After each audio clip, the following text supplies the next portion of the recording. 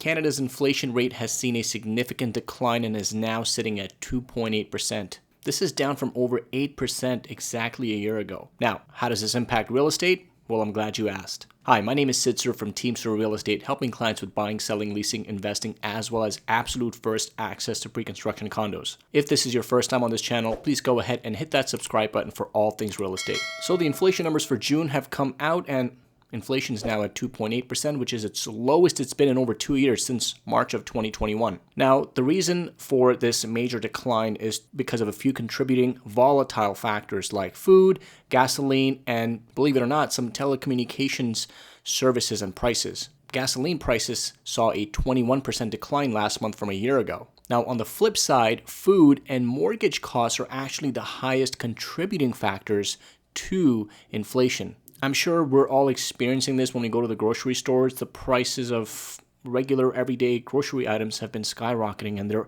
actually up 20% in 2 years, which is the most significant increase in the last 4 decades. Now, similarly, mortgage rates have also seen a 30% jump, and this is causing a significant burden to both homeowners and renters.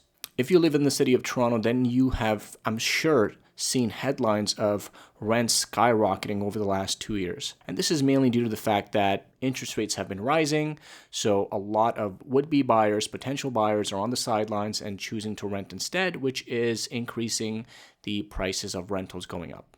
And rent is now the second largest contributor to inflation after mortgages, or in particular, mortgage interest costs. Now, if we were to exclude things like food and gasoline and mortgage costs, which are considered the more volatile contributing factors to inflation, then the numbers are all over the place. Now, without gasoline, inflation would be at 4%. Without food, it would be at 1.7%. And without mortgage costs and interest, it would be at 2%. And so because of this very reason and these volatile factors, the Bank of Canada decides to not focus on the headline rate, but the core inflation itself, which takes these volatile factors out of the equation. So what does this mean? Now, inflation was at 3.4% last month and is now at 2.8%. So that is positive news. Having said that, the bank still decided to do the July rate increase that we saw a couple of weeks ago. And this is obviously impacting people's ability to borrow money to buy and purchase homes.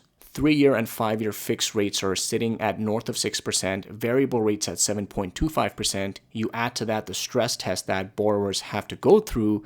Borrowers now have to qualify at over 7% stress test, which is insane. So that's naturally eliminating a lot of buyers from the market right now and bringing down their borrowing capacity. Mix with that the summer months and the season itself. Summer tends to be a typically slow time in real estate, which means that we're seeing a naturally slow market. But of course, you add to that the higher borrowing costs and we are seeing a major slowdown. Having said that, sales are still happening just like they do in every season. We're seeing a number of showings and offers drop in our listings as well. Specifically the condo market. For example, we had 2 condo listings that sat on the market for a while. One of them just sold. It was sat on the market for over 20 days, I believe.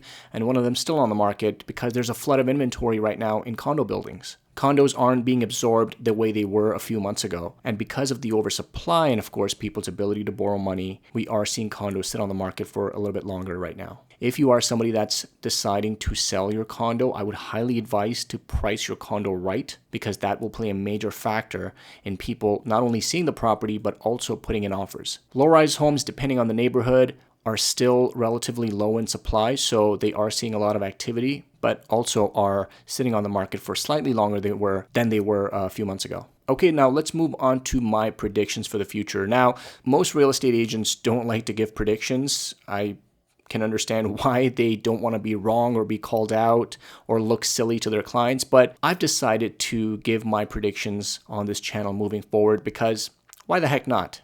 They're fun, and the worst that can happen is I'll be wrong. Personally, I do see the market remaining stagnant for the rest of this year going into 2024, especially if the Bank of Canada decides to hold rates at their next announcement coming up in September. Even though that would indicate positive news, rates are still going to stay pretty high right now, which means, again, people's ability to borrow is still going to be low. Having said that, we could potentially also see a slight uptick in market activity in fall if inventory comes out, especially in the low-rise market. But again, I don't think values are going to go high or crazy like they were, let's just say, in March, April, and May of this year, which was craziness. So guys, I hope you enjoyed the video. If you did, please go ahead and let me know your thoughts in the comments about what you think the inflation numbers mean to you, and do you think the real estate market is going to go up or go down? Once again, thanks for watching. Don't forget to subscribe. Take care.